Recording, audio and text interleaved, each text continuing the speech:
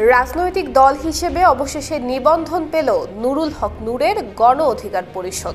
দীর্ঘদিন ধরে নিবন্ধন পাওয়ার চেষ্টা করে আসছে নূরের গণ অধিকার পরিষদ। আজ দলটিকে নিবন্ধন দিয়ে প্রজ্ঞাপন জারি করেছে নির্বাচন কমিশন।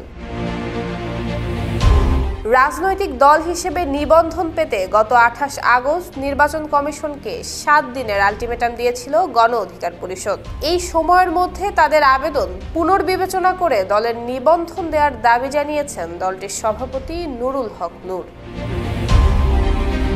দীর্ঘ 28 বছর পর অনুষ্ঠিত হওয়া ঢাকা বিশ্ববিদ্যালয়ের কেন্দ্রীয় ছাত্র সংসদ ডাকসুর নির্বাচনে ভিপি হিসেবে বিজয়ী হয়েছিলেন নুরুল হক নূর।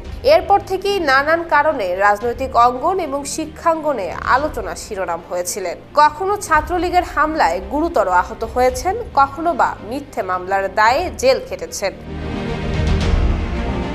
নুরুল হক নূর কোটা সংস্কার আন্দোলনের নেতৃত্বের কারণে গণমাধ্যমে পরিচিত মুখ হয়ে ওঠার পর থেকেই একদিকে শারীরিকভাবে নানান রকম হামলার শিকার হয়েছেন, তেমনি সাইবার জগতেও শিকার হয়েছেন আক্রমণের। তিনি শিবির কর্মী বলে অনলাইনে প্রোপাগান্ডা চালানো হয়।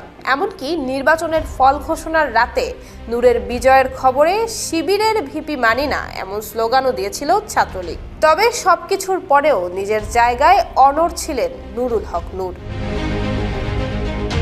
নুরুল হক নূরের জন্ম পটুয়াখালী জেলার গলাচিপা উপজেলার চর বিশ্বাস ইউনিয়নে। 5 ভাই বোনের মধ্যে পরিবারের তৃতীয় সন্তান নূর। চর এলাকাতেই 7ম শ্রেণী পর্যন্ত লেখাপড়া করেছিলেন তিনি। এরপর গাজীপুরের কালিয়াকৈর মাধ্যমিক বিদ্যালয় থেকে এসএসসি এবং এইচএসসি পাশ করেন Uttara high school and college থেকে। মেডিকেল কলেজে সুযোগ না পেয়ে প্রথমে পটুয়াখালী বিজ্ঞান ও প্রযুক্তি বিশ্ববিদ্যালয়ে ভর্তি হলেও পরবর্তীতে ঢাকা বিশ্ববিদ্যালয়ে ইংরেজি বিভাগে ভর্তির সুযোগ পান নুরুল হক নূর।